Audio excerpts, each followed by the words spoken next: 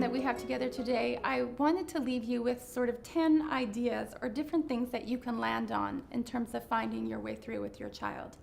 The first thing that I wanted to suggest to you is to really be in charge.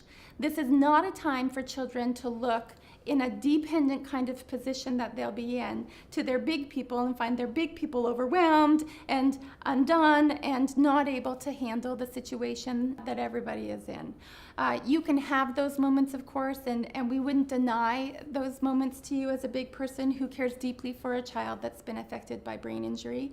But we also really want your children to experience you as large and in charge, not in a scary way, but in a kind and compassionate way.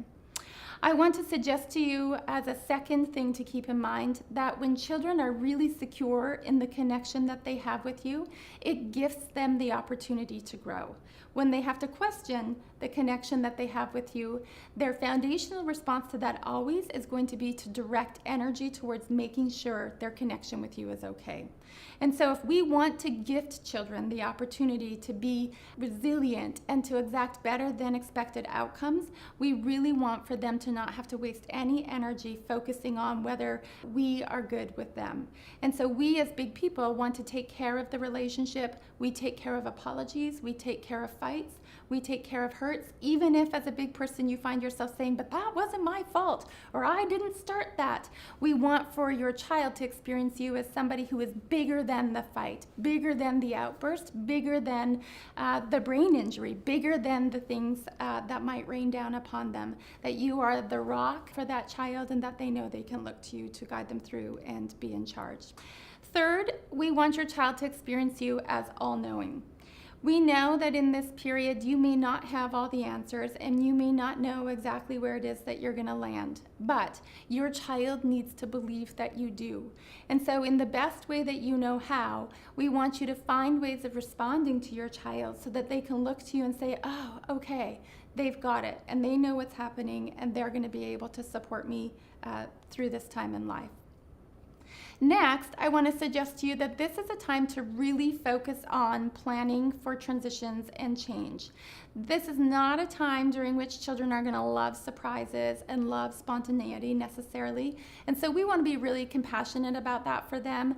We often suggest that you find ways to visually script or otherwise script a day, that we don't zoom in and pull the rug out from under a child in terms of what their expectation was for that day or for that moment or for that activity, that we would want to be just real compassionate and caring towards them regarding how we kind of maneuvered through the day so they could have some sense of settling and security and knowing what is coming next, and it takes the guesswork out of it for them. We also really want to encourage you as big people in terms of finding a way through, that you land on this idea of hope in advance. Your children are probably going to have a lot of moments where they're feeling like things get a little bit bigger than they are. And what happens is when a child feels like they've entered into a situation and maybe things get ugly and they get a little loud and they get a little yelly shouty or a little angry or a lot angry, they will often have this experience of feeling like they just blew it. And for a child who has the experience of feeling like they just blew it, there really isn't a reason for them to sort of try and rein it in and hold ground, because they'll have this internal sense of feeling like they just kind of zoomed past the point of no return and now they've totally messed this situation up. Instead, what we want to have children now is that they can't blow it, that we can handle whatever it is that they throw our way. Even if they have a super yelly, shouty kind of day, that we're okay. We can manage that because we're the big person and we're in charge in the most nurturing kind of way. We also, as far as another idea for you to kind of put in your tool belt for this period in life, is want to really have children hear and understand the message of do-overs. They don't have to nail it the first time. They don't have to be awesome at recovering. They don't have to be a rock star at maybe working with a new therapist or managing a new situation. That there's going to be lots of opportunity for do-overs because that's what we expect right now. That's what it is to sort of flex ourselves in terms of making sure that we are awakening our inner resilience. We want you as well to be able to sit with your child and be in charge with them in a way that doesn't have you endlessly explaining yourself. We know that when adults enter into this period of endlessly explaining themselves and the decisions that they're making and all of those kinds of things to a child, it really actually does less in terms of justifying those things to children and does more as far as having the child believe that you actually really aren't in charge. You really don't know why you're doing it a certain way or why you've implemented a certain therapy or whatever the case might be, and it brings them to question that. So until a child has come to a place of really being able to accept a situation, we limit our justifications and explanations around that situation or change that must occur. And once they've been able to come to terms with it, then we can go into the explanations, but only once they've been able to come to terms with it. I want to encourage you as big people, if you are having a really hard time finding yourself regulated and finding yourself settled around your child, that you find a way to gracefully exit stage left.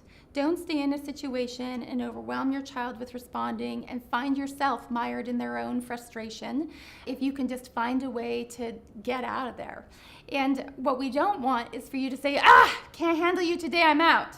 Instead, what we want is for you to be able to say, you know what, I just remembered I have a load of laundry upstairs. I have to go and sort that out, and I'm going to be right back. Hang tight. Or find some other way to gracefully exit stage left so your child can continue to experience you as being in charge, but not experience you as becoming frustrated and overwhelmed and undone. Second to last, I want to encourage you to really get your comfort on. So this is a time to really connect with children in their moments of frustration, really empathize with them, be soft for them, have them feel understood, nurture them, be the one that gets it for your child. Really get your comfort on for them so that they can sense you as that person. And then finally, make sure you have boundaries in place. We want to establish them, have them be known, have your children feel protected by them so that they know the world that they live in is a place that is safe, that they're not blowing about in the wind, that everybody knows the direction that we're headed, the path that this is going to take, and exactly how it's going to look to the best of our ability. So where I will leave you today is with a couple of take-home points. The idea that all children can adapt. All human beings have at their core an inner resilience, and that this resilience for our children is awakened by the relationship that we have with them, and that the understanding they feel from us is what primes that. This is what allows children to reach better than expected outcomes, and this is what allows them to adapt. We just really want you to be encouraged in your journey as a big person to just take this gentle and consistent approach, as it goes a long way towards cultivating deep roots and lasting change in your child. Thank you for your time.